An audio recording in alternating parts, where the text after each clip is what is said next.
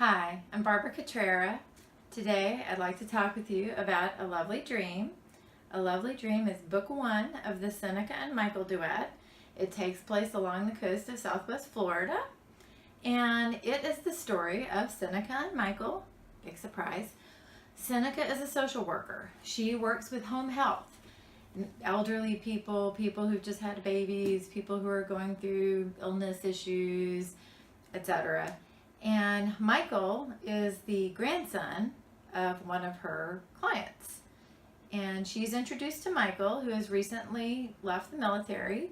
He was in the Navy, and he is now no longer in the Navy, and he wants to form a nonprofit to help veterans. And so once Seneca is no longer his grandfather's social worker, they get together. They are introduced by his grandfather, and they are attracted to one another, and they start to go out, but each of them has a lot of baggage. They are both struggling with PTSD, but for very different reasons. Of course, Michael stemmed from his military service, because as Seneca finds out very quickly, he was actually a spy in the military. And so the problem is not only what he saw, the problem is that he can't talk about a lot of what he saw because of the type of work that he did. Seneca, on the other hand, suffers from PTSD because of a childhood trauma that she suffered, which was quite terrible.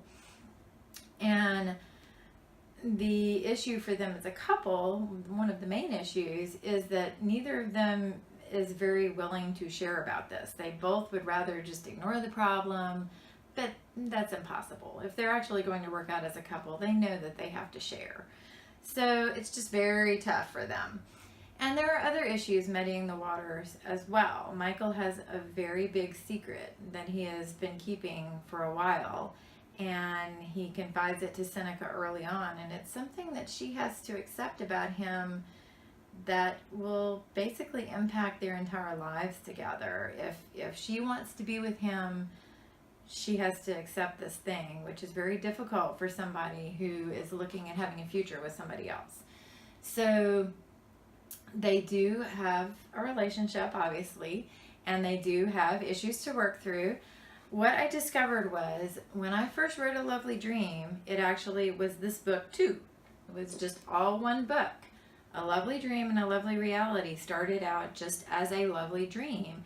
And then as I started to go through and look at the book and had it edited, I realized that the tone of the book was very different in the first half and the second half.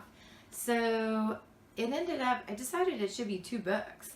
The first book, A Lovely Dream, is contemporary romance. A Lovely Reality is romantic suspense, and I'll talk about that in my next episode.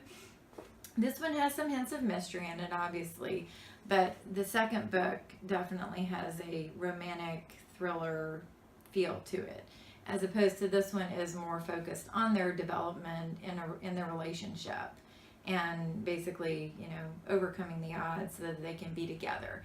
Both Seneca and Michael are super smart. They're both geniuses.